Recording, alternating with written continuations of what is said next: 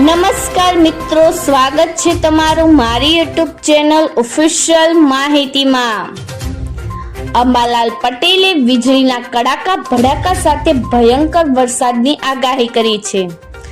મજબૂત વરસાદી સિસ્ટમ આખા ગુજરાતમાં વરસાદ લાવશે। સાથે જ આગામી 7 દિવસ સુધી વાતાવરણ કેવું રહેશે આના વિશેની સંપૂર્ણ માહિતી મેળવવા માટે આ વિડિયોને અંત સુધી જરૂર નિહાળજો અને હજુ સુધી મારી ચેનલને સબસ્ક્રાઇબ ના કરી હોય તો સબસ્ક્રાઇબ કરી લેજો। મિત્રો, ગુજરાતમાં હવે ચોમાસું જામ્યું છે।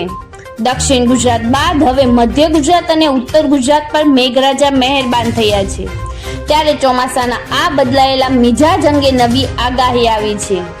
ગુજરાતમાં આજે સોમવારથી વાતાવરણમાં મોટો ફેરફાર આવ્યો છે। હવામાન વિભાગે આગામી 7 દિવસ ગુજરાતના વિવિધ જિલ્લાઓમાં ઓરેન્જ અને યલો એલર્ટ જાહેર કર્યું છે। દક્ષિણ ગુજરાતમાં સર્ક્યુલર સાયક્લોનિક સિસ્ટમ સક્રિય થતા માછીમારોને દરિયો ન ખેડવા પણ સૂચના આપવામાં આવી છે। મિત્રો, આગામી 7 દિવસ ગુજરાતમાં વરસાદની આગાહી છે। આજે જામનગર, દ્વારકા, વલસાડ, દમણ અને દાદરા નગર હવેલીમાં ભારેથી અતિ ભારે વરસાદ સાથે રેડ એલર્ટ જાહેર કર્યું છે। તો જૂનાગઢ, અમરેલી, ભાવનગર, ગીર સોમનાથ, દીવ, સુરત, ડાંગ, નવસારી અને તાપીમાં આજે અતિ ભારે વરસાદની આગાહી સાથે ઓરેન્જ એલર્ટ જાહેર કરવામાં આવ્યું છે। આ ઉપરાંત અરવલ્લી, મહીસાગર, છોટાઉદેપુર, નર્મદા અને ભરૂચમાં આજે યલો એલર્ટ જાહેર કરાયું છે। આજે દક્ષિણ ગુજરાતમાં સાયક્લોનિક સર્ક્યુલેશન સિસ્ટમ સક્રિય થઈ છે। હવામાન વિભાગે અમદાવાદમાં આજે વરસાદની આગાહી કરી છે। સાથે દક્ષિણ ગુજરાતમાં 2 દિવસ માછીમારોને દરિયો ન ખેડવા પણ સૂચના અપાઈ છે।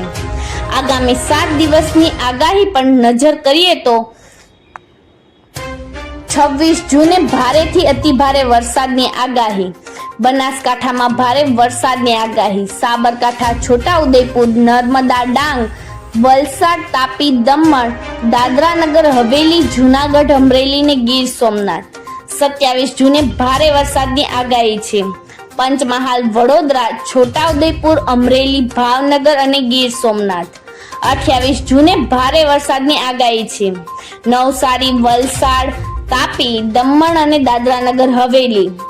29 જૂને ભારે વરસાદની આગાહી છે। ભરૂચ, ડાંગ, નવસારી, તાપી, દમણ, દાદરા નગર હવેલી।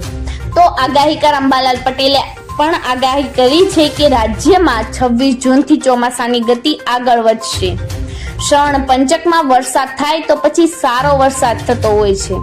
આવતીકાલથી પંચક શરૂ થવાની સાથે વરસાદ પણ થતા સારા સંકેત ગણાય છે। આજે સવારે રાજ્યના મોટા ભાગના વિસ્તારોમાં મેઘરવાનો વરસાદ એ ચોમાસાનું આગમનનું સૂચન છે। 4 જુલાઈથી 8 જુલાઈની વચ્ચે સારો વરસાદ થવાની શક્યતા પણ વ્યક્ત કરાઈ છે।